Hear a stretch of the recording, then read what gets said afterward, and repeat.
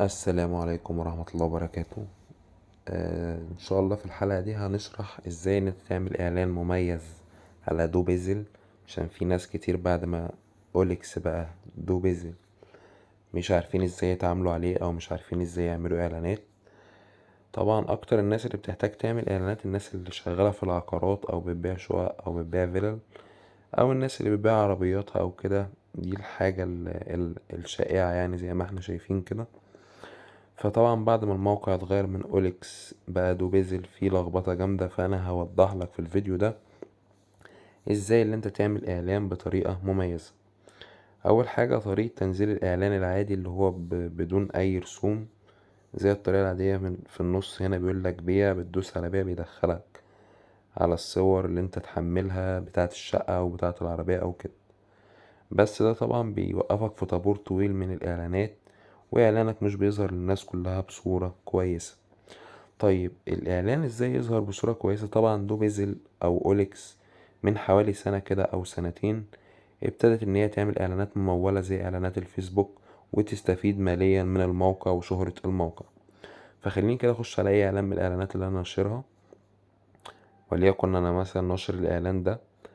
أنت مثلا لو حاطط إعلان فيلا أو إعلان بيت أو إعلان عقار أو إعلان عربية، هتبقى نفس الخطوات كده.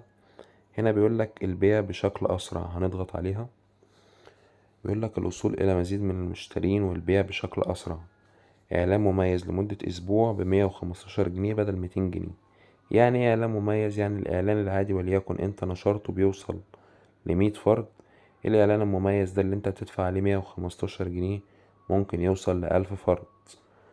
طبعا دي أول حاجة. تاني حاجة، جدد إعلانك يوميا لمدة أسبوع ب90 جنيه. بعد ما بتعمل الإعلان لو عايز تجدده بتجدده ب90 جنيه. عايز تعمل إعلان جديد بتشوف في اليوم ده ايه العرض او ايه الخصم اللي موجود عليه وبتعمله. خصم كبير على الباقات الخاصة.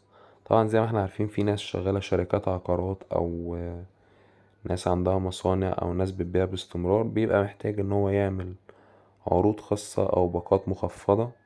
فبندخل على عرض الباقات كده. بيقول لك انشر المزيد من الإعلانات، الباقات متاحة ل30 يوم. انشر المزيد من الإعلانات الصالحة لمدة 90 يوم، 5 إعلانات ب230 جنيه. ده عرض من ضمن العروض. إعلان مميز. هنا ميز إعلانك لمدة 7 أيام، 3 إعلانات ب325 جنيه. طيب لو أنا شركة أو كده والكلام ده كله معجبنيش، هدوس تواصل مع فريق المبيعات وابتدي أكتب أوليكس مصر باقات الشركات. ببتدي أكتب اسمي واسم الشركة وإيميل الشركة ورقم تليفون الشركة ومنطقة عمل الشركة ومجال الشركة، وبكتب ملاحظات مثلا أرجو توفير باقات بسعر مميز مثلا وكده، والتواصل معي. بعد كده بدوس إرسال وهم بيتصلوا بيا.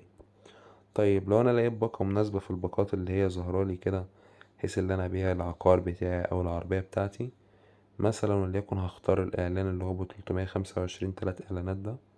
دوست إعلان واحد أهو. هنا بيقول لي ادفع. بيبتدي يظهر لي طرق الدفع.